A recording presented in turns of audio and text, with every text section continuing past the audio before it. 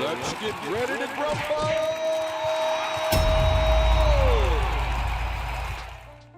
Needed a break big time, and went ahead and did a let's get ready to grumble. And it was talking about the 40-year slide into neoliberalism and the way that this stuff happened from, going all the way back, quite frankly, to the Chicago school in the 60s with Milton Friedman, 70s, the 80s, with Reagan, 90s.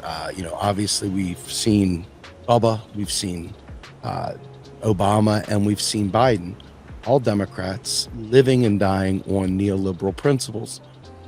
And you put this stuff out there, and the natural response from a lot of people is, so what do we do now? And, I've tried to explain this to people, and people that are really doing the homework, really digging in. It's hard, man. It's not easy work. But people who are doing the hard work understand, quite frankly, where we are today, where we are as a society. There's just no energy. There's not enough people hurting, sadly. There's plenty of people hurting. I don't want you to confuse what I'm saying. Plenty of people are hurting. There's not enough people willing to do something different. The average person's going to just vote blue no matter who. They're just going to assume that everything is the way it is and there's really nothing we can do about it. And that's how they're going to live their lives. We call them normies. Those folks out there that watch mainstream media, come home from work, kick off the shoes, do what they do, and they make up 3/4, probably even more, probably like 7/10 of society. 7/10 of society is baked in with a bunch of people that think that putting a Ukraine flag on their their profile pictures represents being, anti-war. What? I don't know. The average normie, the average person isn't prepared to take action, doesn't believe action's necessary. They believe they simply show up on voting day and that their elected people will do it. And the narrative is as simple as the Republicans stopped us. And that's good enough for them. That's enough information for them. In order to make the kind of change you need, you've got to radicalize guys like me, former guys like me who thought everything was okay, who thought you just sucked because you didn't work hard enough, who thought you had opportunity to go to school but didn't choose to do it, who wonder why you took on all that student debt if you didn't mean to pay it back, who wonder why you bought that much house but you didn't have enough money to pay for it, who wonder all these things, right? That's that right-wing minded insanity. But I had to learn to break free of that. And once I broke free of it and I realized what the game was, I became a rabid activist to overthrow that, to change that. It feels good to say dem exit and stuff like that. I get it. But the no plan and the no willingness to do things methodically, to teach, to educate, to expand the knowledge base, and then to organize and to expand and to exponentially make the impacts that need to be done, it takes time and it takes effort. And in this country, unfortunately, the left has been marginalized forever.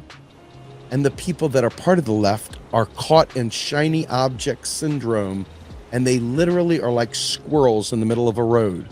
There's no way to live at all. There's no way to organize, and there's definitely no way to fight back.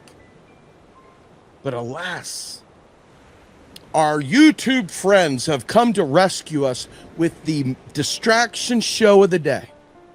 I don't like YouTuber A, YouTuber B, and YouTuber C.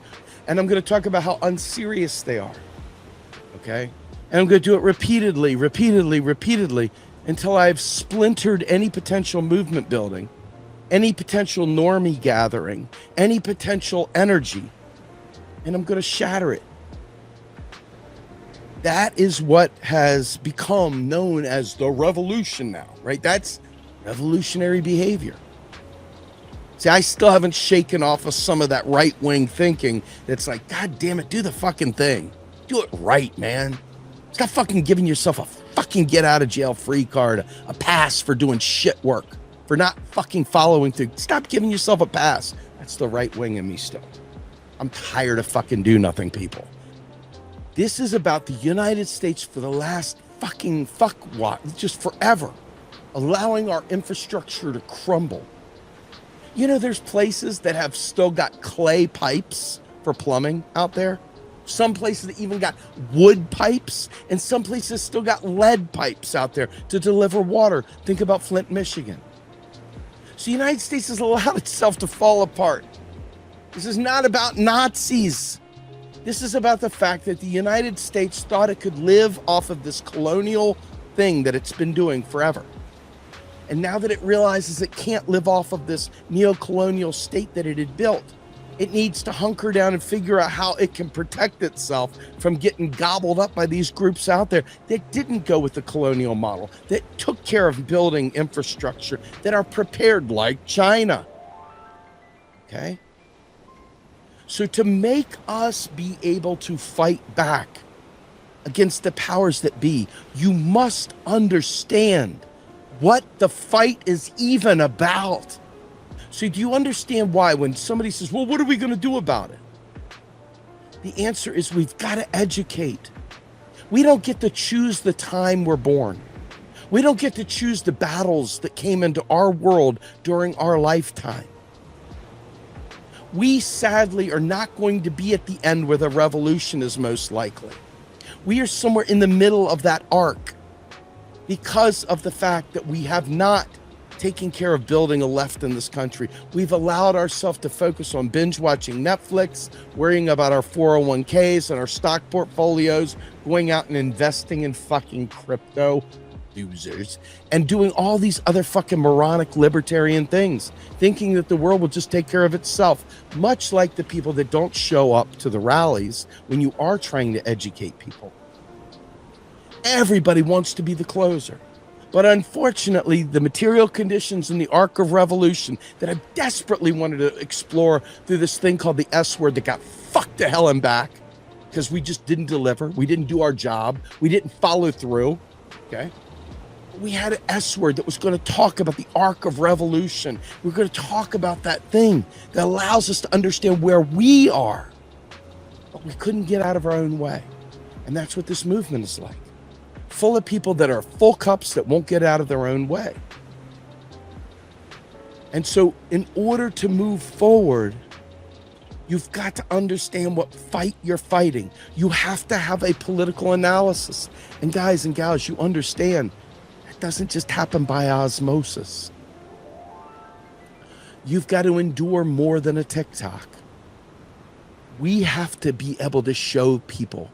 The reason you don't have a Green New Deal is not because the fucking Republicans raided a spreadsheet called the Social Security Trust Fund. It didn't happen. Republicans are bad for a million reasons. Raiding a spreadsheet ain't one of them. But yet these fucksticks will go out and say it over and over and over again. They will say it repeatedly. And that's what you're fighting with, folks. So what do? If you don't have the numbers to even take to the streets, because you can't get but 70 people to a fucking Medicare for All rally.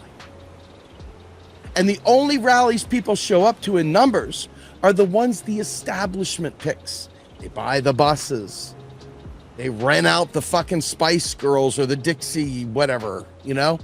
And they get all these schlep rocks come in there and sing songs to you all day. And the people are going, ah, Sophie, Sophie, ah, do I look cute? So the question you've got to ask yourself is this.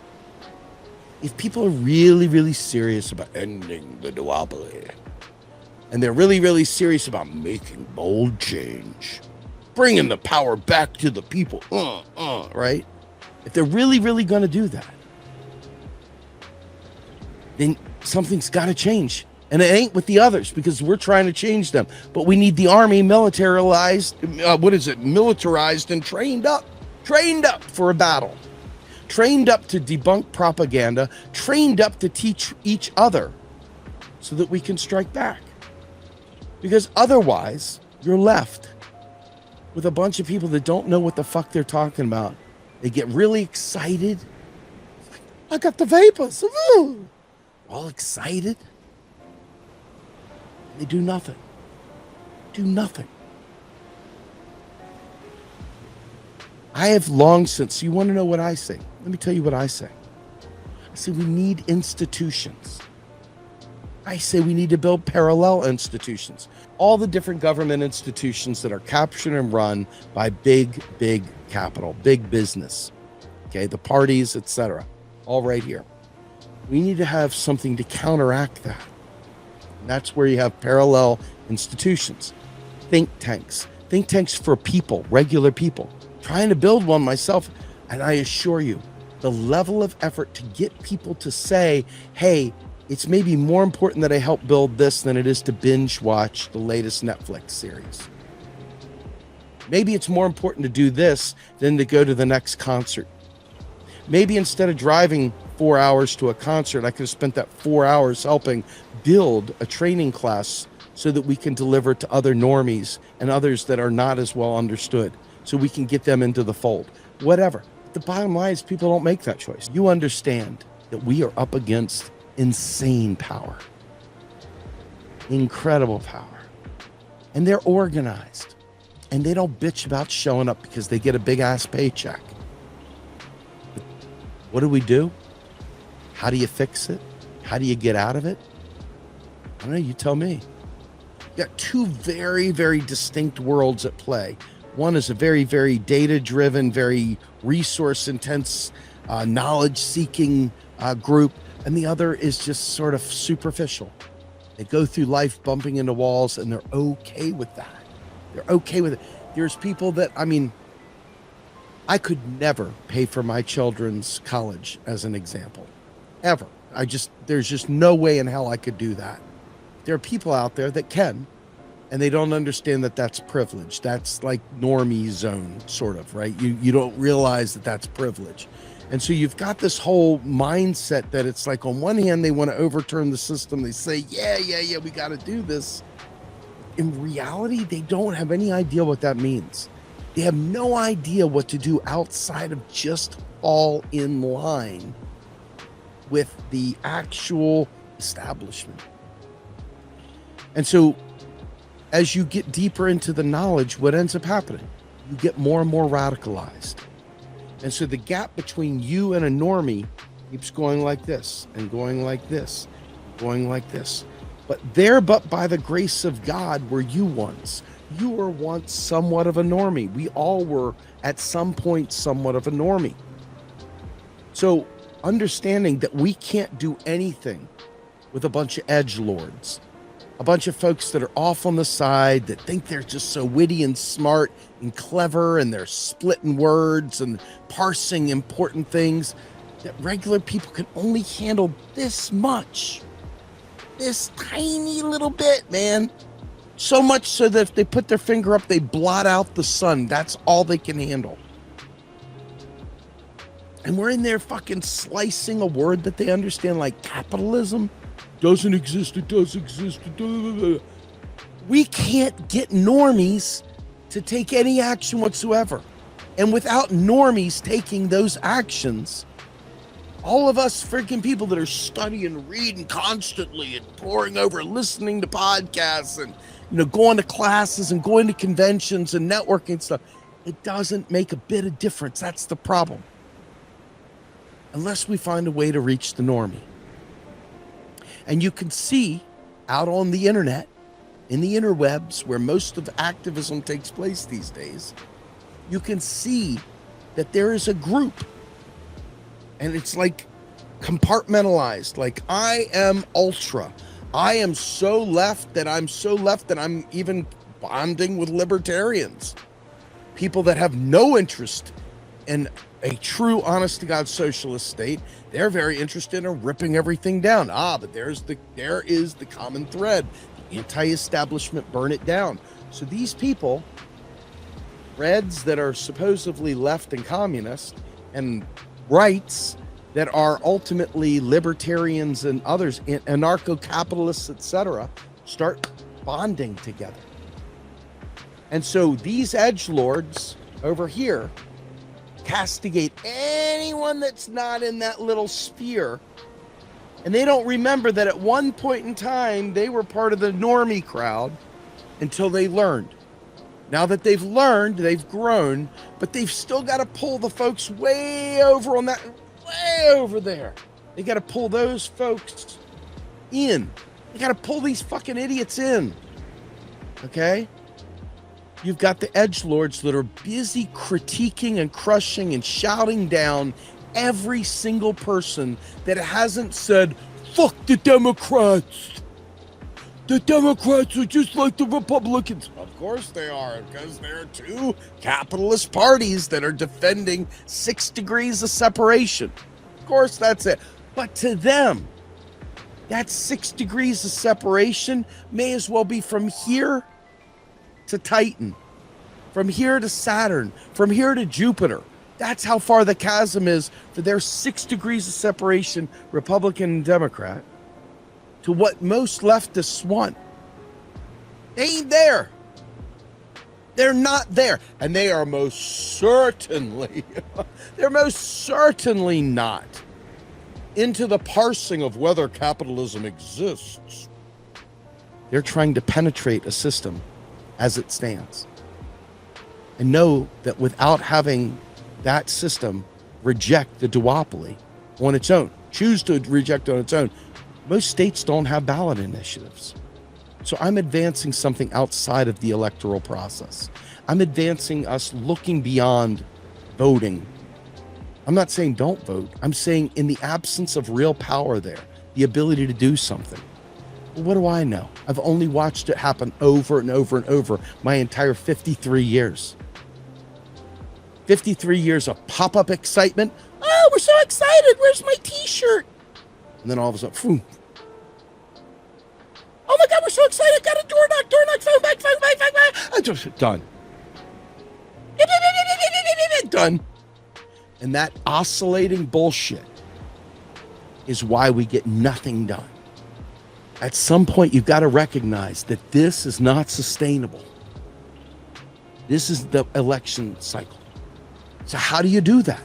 It's got to be through a nonpartisan education process to build a radicalized electorate, to build a radicalized citizenry that is tired of accepting austerity,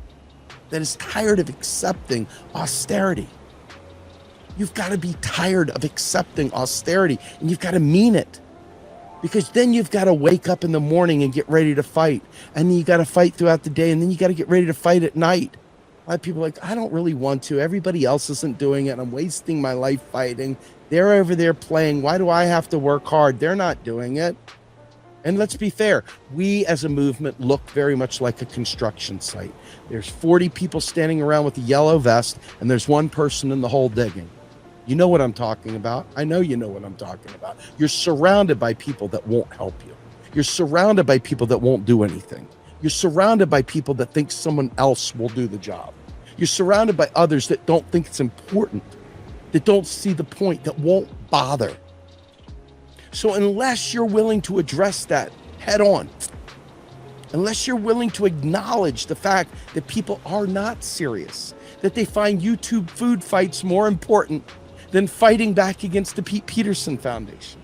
So if you understand what I'm saying, then you understand we must build parallel institutions that keep rocking and firing and educating Monday through Sunday, every day of the week, regardless of whether it's electoral season or whether or not the most important election of all time. If we don't vote for Biden, we will have Trump. Oh my God. And it'll be this wash, rinse, repeat. It will be this wash, rinse, repeat. We've got to build institutions where the things that we know we've already worked out and we agree upon, and these are the things that are necessary, the building blocks for us to move forward. If we continue down the path we're on, we will not in any way, shape, or form get the things that we need to get. And that's just the truth.